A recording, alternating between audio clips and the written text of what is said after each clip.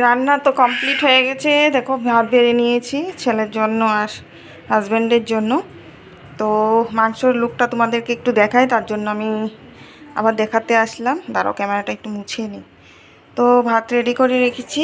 আর এই দেখো স্পেশাল রান্না খাসির মাংস। আজকে একটু ঝুলঝুল করে বানিয়েছি, ঝুল দিয়ে খাওয়া হবে। আমার খাসির ঝুলটা খুব ভালো লাগে খেতে, তার জন্য।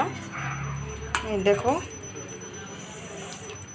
রান্না কমপ্লিট হয়ে গেছে। একটা মিষ্টি আছে দেখো রেখে দিয়েছি, লেবু আছে, শসা আছে।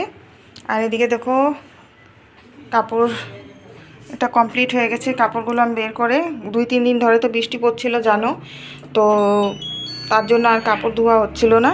তো আজকে বৃষ্টি তো নেই, কিন্তু রোদ্রুও নেই, তাও কাপড়গুলি ধুয়ে নিলাম। অনেক কাপড় জমেছিল, তো এগুলো আমি বের করে নেব একটু পরে।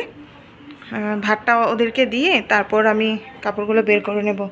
আর এই লিকুইডটা আমি ইউজ করি জানো তো, এটা না ওয়াশিং মেশিন থেকে পরে এই জায়গাটার মধ্যে ফেটে গেছিলো। আমি মোম দিয়ে দিয়ে এই জায়গাটারে এভাবে করে রেখেছি, নাহলে পরে যায় এইভাবে লিকুইডগুলো অনেকগুলো, তার জন্য এইভাবে রেখেছি।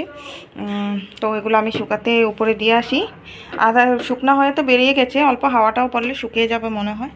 তো ঠিক আছে, ভাতগুলি দিয়ে দিই আমি ওদেরকে, পরে আমি কাপড় মেলে এসে তারপরে আমি খাওয়া দাওয়া করব।